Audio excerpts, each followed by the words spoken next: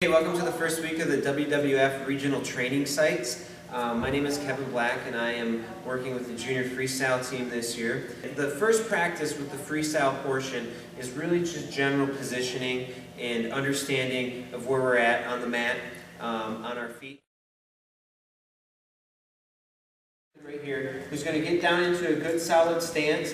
When he's in a stance, we want to make sure that he has a shoulder, knee, and toe in a straight line. His head is up. His hands are down, head is up, but basically when his hands are down, the thing that we want to have him begin to understand is his control hand and his attack hand. And you want to drill this with your athletes by themselves and then also with a partner to really make sure that they grasp the idea of control hand and attack hand. Basically what it is if Austin is going to attack, he's going to be dominant with one hand or the other, and he's usually going to grab with one hand. So in his particular case, his right hand is the attack hand. So if he's going to take a shot on me, it's going to be with his right hand.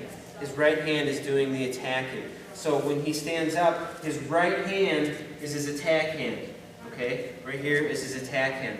The other hand is what we call the control hand. The control hand works as his sensor. It gauges the distance, and this is what he's closing the gap with. So when he makes contact with me as his opponent, he wants to make contact with his control hand.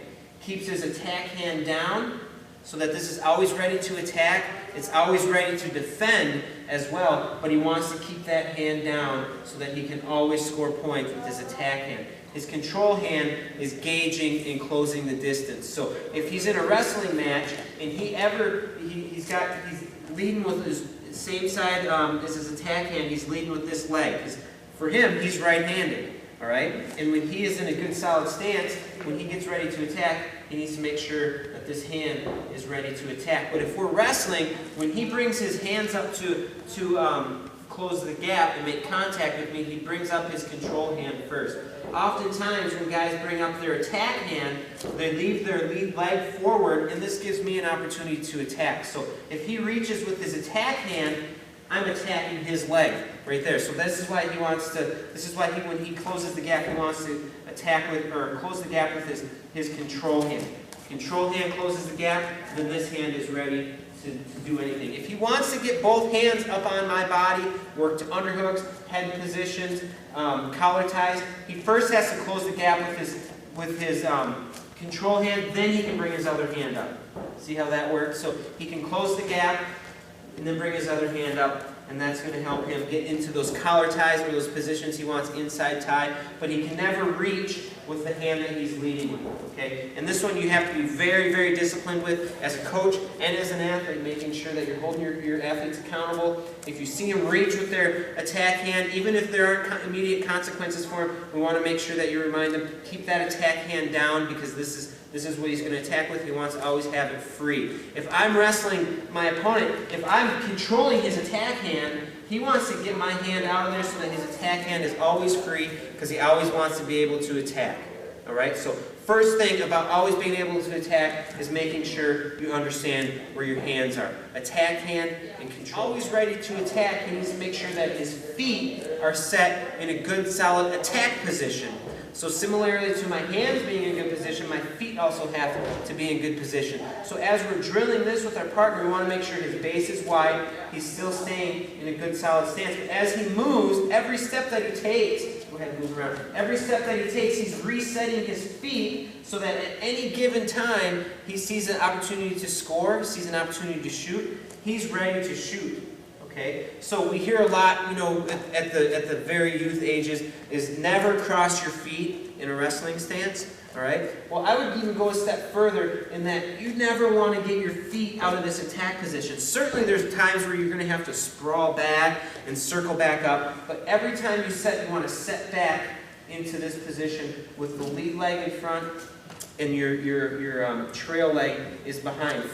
For him right now, and his attack hand is always ready. So he's always moving and making sure that he's in a good solid position. So even if I take a shot on him and he has to sprawl back or move a leg back, he wants to move back and get himself back into attack position. Okay, so a drill that you can do with your wrestlers as this starts to progress is I could take just a shot. He might down block, down block, circles away, and as he's circling away, he's looking to set his feet back to that attack position. So I might take a shot here, he's circling away, and he's getting his feet set to his attack position. Right here, his feet are always set. If I take that shot on him and he ends up switching his feet, now he's got it confused. His attack hand is down, his control hand is up, but his lead leg has changed. So he wants to set his feet back so that this attack, he's always ready in attack position, always thinking offensive mode.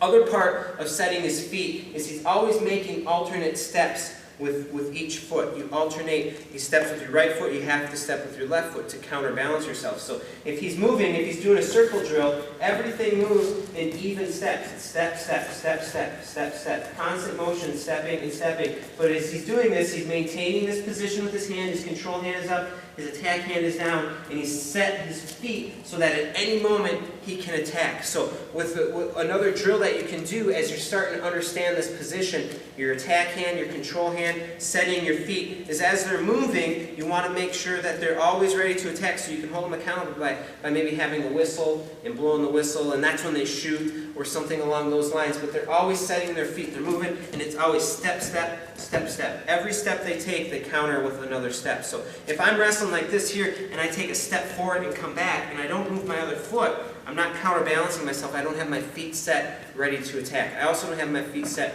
ready to defend, because if I just move one foot and don't move my other one, then he's going to attack this side too. So it's always moving 2 feet at a time. Alternate, alternate, alternate, moving those feet. All right, so we're really focusing on making sure that they have a good understanding of their attack hand and control hand. All right, and this is language we're going to use at cadet and junior national team camp. So they have to understand their control hand and their attack hand. All right, and they also need to be able to continuously be setting their feet to be able to attack. Whether if they're on defense and they're circling, they're getting away, they need to be circling back to get their feet set to attack.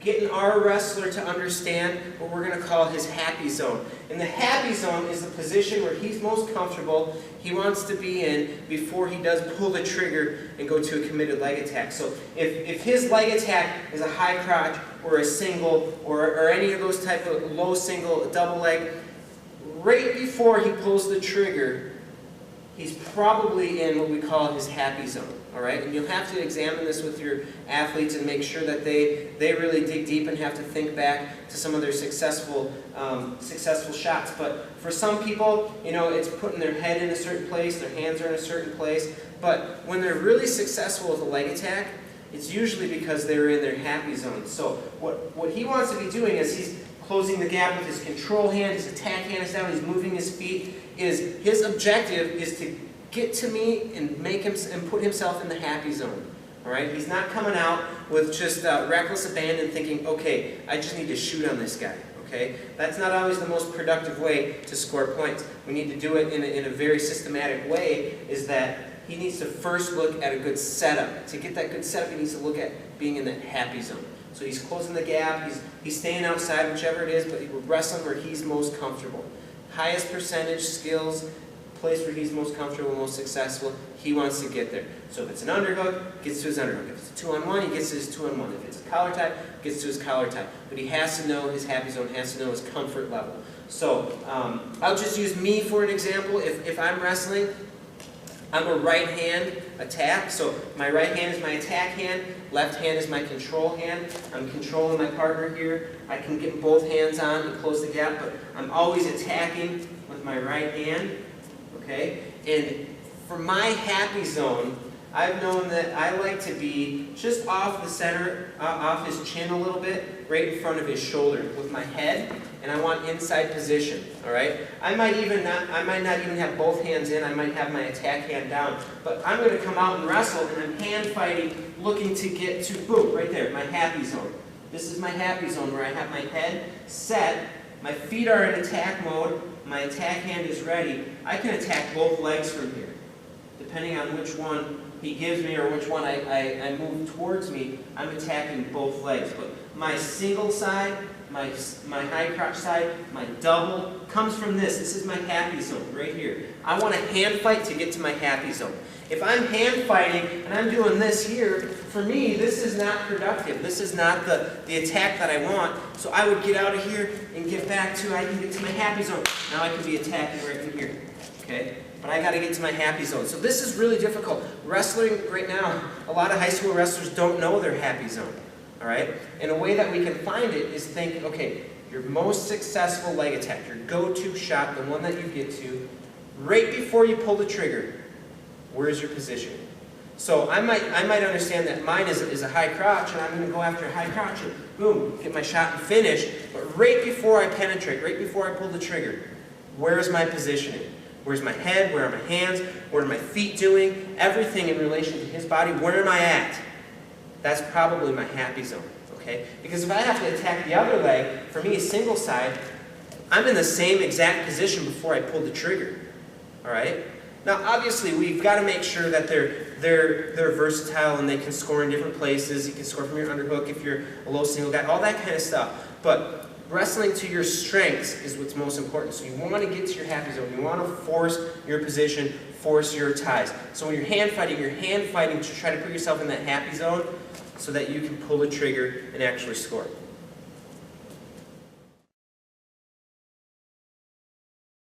But when I begin to attack my opponent, I need to break my opponent down into 4 quadrants.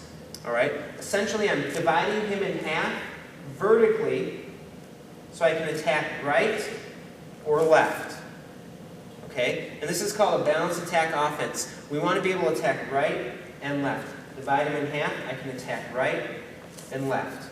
Okay, so for me, again, as an example, I'm a right-handed attack person. I like to have my happy zone right in this place. So for me, my attack to the left is a high crouch. My attack to the right is a single. Got to be able to attack both, right and left. Also, I'm going to take my partner and divide him horizontally. Okay, and this is our over and under. You need to be able to attack right, left, over, under. That's our balanced offensive attack. So our balanced attack offense is right, left, over, under. I need to make sure that I have a go-to skill or a go-to attack from each one of those places. You need to have your good solid positioning, attack hand, control hand, be able to maneuver your feet, to set your feet in an attack position, get myself in a happy zone, and then be able to break my opponent down right, left, over, and under.